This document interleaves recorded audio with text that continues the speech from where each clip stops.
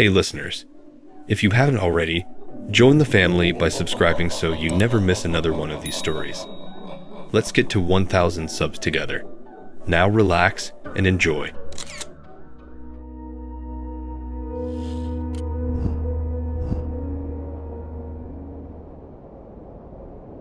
Working the night shift at that particular Subway sandwich shop on the derelict end of Michigan Avenue in Detroit was a job I fell into out of pure, unadulterated necessity. A last resort after a series of increasingly dismal failures had painted me into a financial corner with no visible escape route. The kind of job you take not for passion or career advancement, but for the simple, grim reason that they are the only ones who call you back. The building itself was a study in urban decay. A narrow wedge of dingy glass and faded plastic squeezed between the hollowed-out corpse of a former auto parts store and a check-cashing establishment that had bars on the windows so thick they seemed to be holding the building up rather than the other way around. The flickering sign outside, a relic of a more optimistic era, buzzed with a frantic, unstable energy, often stuttering out just "ub-a" in a sickly green glow that reflected in the ever-present puddles of oily water on the cracked asphalt. Inside, the air was a thick, constant soup of conflicting smells, the cloying sweetness of the bread proofing in its oven, the sharp vinegar bite of the pickles and peppers, the flat, metallic tang of the bleach solution we were required to mop with every 2 hours, and underneath it all, something else, something old and dry and dusty, like the smell of forgotten corners in a library no one visits anymore. The tiles on the floor were a pattern of yellow and brown that had been fashionable decades ago and were now just depressing, cracked, and chipped from years of heavy-footed traffic. The vinyl on the booths was split in a dozen places, leaking thin, gray foam that looked unsettlingly like flesh, and the large window facing the street was perpetually smeared with a fine film of grime that the city air deposited like a constant, dirty breath. I got the job from a man named Gary, an individual so worn down by life that he seemed to be partially see-through, a ghost already halfway to the other side. His handshake was limp and damp. His eyes never quite met yours, focusing instead on a point just over your shoulder, as if he were constantly watching something behind you. He interviewed me in the back, a room barely larger than a broom closet, dominated by a giant, wheezing water heater and a single naked bull that swung slightly on its cord, casting nervous shadows. He didn't ask about my skills or my ambitions. He only asked 2 questions.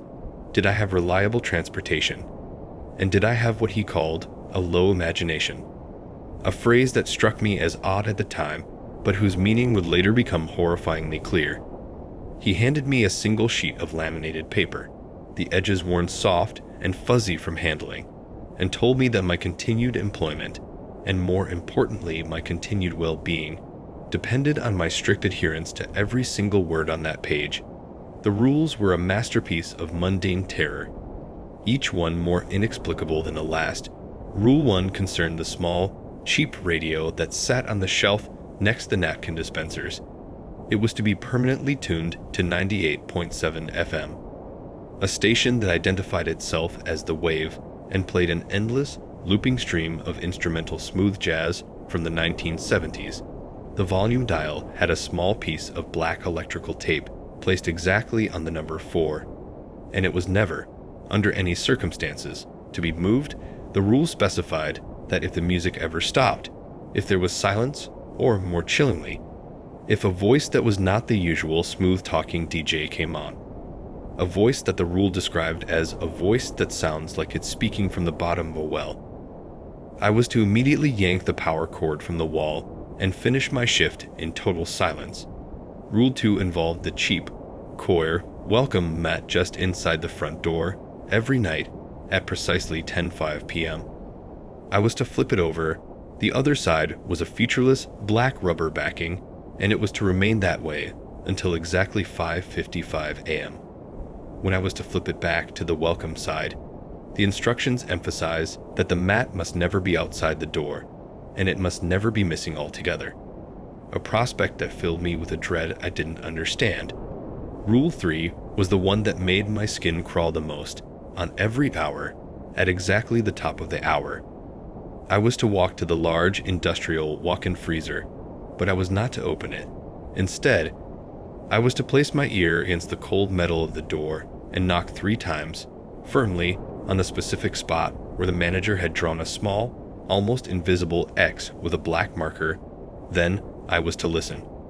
If I heard 3 identical knocks echo back from within the icy darkness, I could proceed with my shift as normal. If I heard anything else, a scrape, a sigh, a single knock, or the sound of something dragging itself across the floor, I was to immediately, but without running, walk to the employee break room, lock the door, set the timer on the microwave for exactly 15 minutes, and wait. No matter what sounds I heard from the main shop area, I was not to leave until the timer beeped. The 4th rule was the most detailed. It stated that at midnight, a customer would arrive. The wording was specific. It didn't say a customer might arrive, or you make it a customer. It said a customer will arrive. This individual would order 1 6-inch turkey sub on Italian herbs and cheese bread, not toasted, with every single vegetable available, including both the hot and mild peppers, and a very specific amount of mayonnaise, 3 full, even strokes of the spatula from one end of the bread to the other. The rule was adamant. I was not to speak to this customer beyond the bare minimum required to take the order. I was to avoid all eye contact. I was not to offer a combo meal. I was to simply make the sandwich with robotic precision, accept payment, which would always be in the form of exact change in old, worn-out $1 bills that felt strangely cool and moist to the touch, and then, after the customer had left, I was to take the paper wrapper the sandwich had been assembled on, place it in the stainless steel sink in the back, and using the long-necked lighter for the oven, set it on fire. I was to watch it until it was completely consumed, reduced to fine gray ash, and then I was to turn on the water and wash every last bit of that ash down the drain. Gary's face, as he watched me read this, was a mask of profound exhaustion, and something else. A deep, fossilized fear that had settled into the lines around his eyes.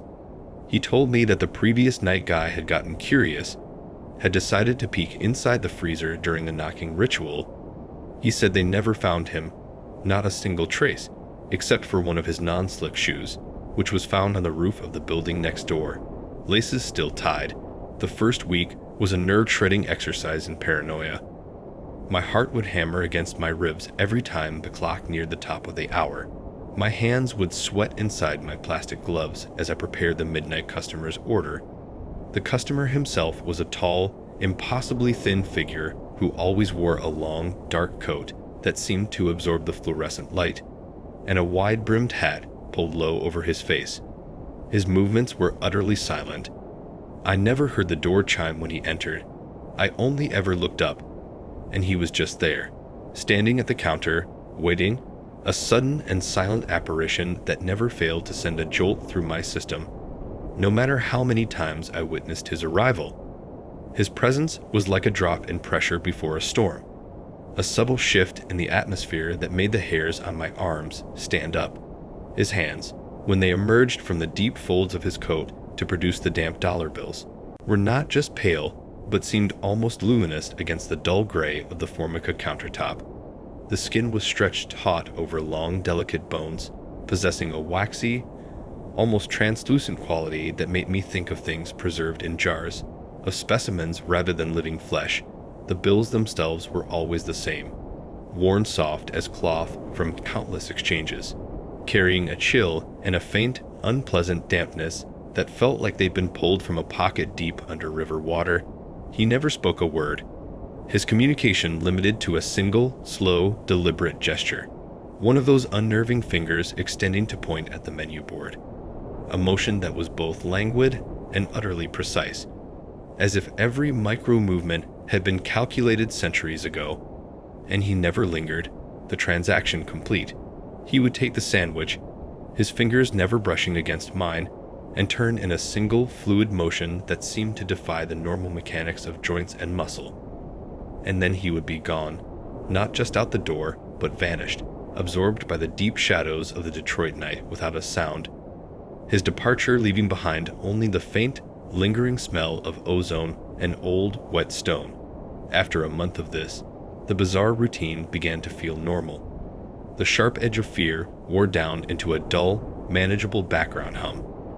A constant low-level anxiety that became just another part of the job's soundtrack, right alongside the gurgle of the drink dispenser and the hum of the bread oven's heating element. I grew complacent, my initial terror replaced by a weary cynicism. The rules started to feel less like vital protocols and more like the product of some overactive imagination. A long-forgotten prank played on a new employee that had, through repetition and superstition, become codified into unbreakable law. I began to think of Gary not as a warning sage, but as a paranoid fool. A man who had spent too many years in this fluorescent purgatory and had started seeing patterns in the randomness. This complacency, this arrogant dismissal of the unknown, was my near undoing. It was a Tuesday night, or perhaps a Wednesday. The days had long since blurred into a seamless stream of neon and darkness. And the silence of the shop was a physical weight. The endless, soulless saxophone music from the radio was like a dental drill against my sanity. A monotonous loop of blandness that felt specifically designed to erode my will to live, and on a reckless, stupid impulse, born from sheer boredom and a growing conviction that I was smarter than the rules. I reached out and turned the radio dial, just a fraction of an inch, a tiny act of rebellion, the smooth jazz cut out with a soft pop, replaced by the empty, hissing static that lives between stations, a sound like 1,000 distant snakes, and then, cutting through the white noise, a clear, loud, aggressively normal voice boomed through the speaker. A talk radio host named Jerry ranting about potholes on the I-94 and the failings of the city council. For a single, glorious second, I felt a thrill of victory, a surge of power. I had beaten the system. I had asserted my control over this tiny, miserable domain. The rule was stupid, a meaningless dictate from a broken man. And then everything changed. The change was not gradual. It was instantaneous. The temperature in the shop plummeted so rapidly and so drastically that the air itself seemed to solidify. My breath exploded from my mouth in a thick, rolling white cloud that obscured my vision. The fluorescent lights overhead began to flicker and dim, not like a brownout, but in a frantic, arrhythmic strobe, casting the store in a throbbing, sickly twilight that made the familiar contours of the sandwich bain-marie and the drink machine look alien and menacing. Long, distorted shadows leaped and writhed across the yellow tiles like things alive. And from the walk-in freezer, a sound began, not the three familiar, hollow knocks, but a low, wet, guttural coughing sound, the kind a sick animal makes when its lungs are full of fluid. This was followed by a series of frantic, scrabbling scratches, a high-pitched skittering that spoke of panic and a terrible, desperate strength. It was the unmistakable sound of long, hard nails being dragged down the inside of the metal door. Searching for a purchase, the static from the radio twisted, the voice of the talk show host distorting, slowing down, the pitch dropping into a subsonic register that vibrated in the fillings of my teeth, the words melting into a deep, gurgling mockery of human speech, a wet, choking rasp that formed no recognizable words, but conveyed an ancient, bottomless malice. I fumbled for the dial, my fingers numb and clumsy with a cold that felt like it was coming from inside my bones, from the very marrow. I turned it back, my heart hammering against my ribs like a trapped bird. The smooth jazz flooded back into the store, but it was different now, horribly wrong. The melody was the same, but the instruments sounded distorted, warped. The saxophone now had a breathy vocal quality, as if it were trying to form words between the notes. The bass line thumped with a discordant, arrhythmic pulse that felt like a faulty heartbeat. It was like the music was being played by something that had heard a jazz band once but had no understanding of music, only a perfect memory for mimicry and a deep desire to get it wrong. And then the front door chimed, that cheap, cheerful ding that now sounded like a death knell. I turned, my blood freezing solid in my veins. It was only 11:45. The midnight customer was early. He stood just inside the door, But he was different, transformed.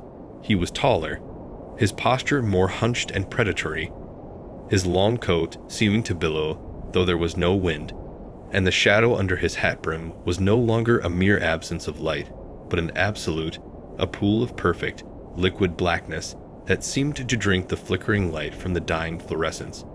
And as I watched, frozen in a terror so complete it was almost peaceful, he slowly raised one of those long, pale hands and began to point, not at the menu board, but directly at me. The gesture was slow, inexorable, and final, a low, buzzing hum began to fill the air, a sound that seemed to originate inside my own skull, a vibration that rattled my teeth and made my vision blur, and the blackness under his hat seemed to ripple, to swirl like oil on water, and for a fleeting, sanity-threatening instant, I thought I saw something glint deep within that darkness, something sharp and cold and utterly alien. I stumbled backward, my training screaming in my head through the fog of panic. I had broken the rule. I had to fix it. I had to perform the rituals. I scrambled to the sink, my hands shaking so violently I could barely grip the long-necked lighter. I fumbled with it, the spark wheel screeching against my thumb, and finally got aflame. I touched it to a random piece of paper, a receipt from a sale hours ago. I didn't wait for it to burn to ash. I couldn't. I just turned on the water, watching the blackened, pathetic scrap of paper swirl down the drain. A worthless offering to a now angry god. I then ran to the front door and flipped the welcome mat over to its black rubber side. Even though it wasn't time, the action felt hollow. A meaningless pantomime. The figure at the counter didn't move, it didn't react, it just kept pointing, that single, accusatory finger aimed at my heart, the humming growing slightly louder, layering over the distorted jazz into a cacophony of wrongness that made my ears ache. I fell against the freezer door, the cold metal biting through my shirt. I pressed my ear against it. The silence from within was now more terrifying than any sound. And I knocked, 3 times, a desperate, panicked hammering that echoed in the small space. For a terrifying second, there was only that silence, a void that seemed to swallow the sound whole. And then, a single, loud, definitive knock answered me. It wasn't an echo. It was a response, a command, a sound that carried a weight of finality and knowing. It was the sound of a judge's gavel falling. I ran for the break room, my legs weak and rubbery, slamming the flimsy door shut and throwing the deadbolt, a laughably inadequate piece of metal against what was outside. I set the microwave timer for 15 minutes and slid to the floor, pulling my knees to my chest, wrapping my arms around my head, as if I could physically block out the world outside. I could hear things, the sound of the bread oven turning on by itself, its elements glowing a furious red hot, the hiss of the soda machine activating, dispensing stream after stream of Coke and Diet Coke and Sprite onto the tile floor, creating a sticky, sweet-smelling lake, the wet, tearing sound of the vinyl booth seats being ripped apart from top to bottom, the foam inside bursting out like grotesque innards, and underneath it all, a dry, rustling whisper that seemed to come from everywhere at once, from the walls, from the ceiling, from inside my own mind. It was the sound of countless pages turning, of insects scuttling over stone, of something vast and ancient stirring from a long sleep. The 15 minutes were an eternity, a span of time measured not in seconds, but in heartbeats, each one a painful thud against my ribs. When the timer finally beeped, the sound was so shockingly normal it was jarring. The silence from the main shop that followed was absolute, heavy, and complete. I unlocked the door and crept out. The store was a wreck, a landscape of surreal destruction. Condiments were smeared across the walls in abstract, violent patterns. Lettuce and tomato and onion rings were scattered everywhere like confetti after a terrible party. The smell of burned bread and spilled soda hung thick in the air, but the temperature was back to normal. The lights were steady and bright, and the radio was playing its usual, bland, utterly normal smooth jazz. The front door was closed, and the customer was gone. I never went back. I left the key in the rusty drop box chained to the fence out back and never answered the increasingly frantic calls from a number I didn't recognize. A week later, driven by a morbid need for closure, I drove past. The place was closed down. A heavy steel chain and a massive padlock securing the front door. The neon sign was dark and dead. A faded, "For Lease" sign was taped crookedly to the inside of the glass. But sometimes, late at night now, years later, when the world is quiet and my defenses are down, I'll be lying in bed, and I'll hear a faint, distant sound from the street. A fragment of a saxophone melody that sounds just a little bit wrong. A note held a fraction too long. A rhythm that stumbles. And I'll feel a cold draft from a window that I know is closed and locked tight. And I'll remember the feeling of those damp dollar bills, the way they felt like something that had been buried, and I'll stare into the darkness of my own closet. And I'll wonder what's on the other side of that freezer door, if it ever really closed again. And I know, with a certainty that chills me more than any Detroit winter, that my moment of stupid curiosity cost me far more than just a job.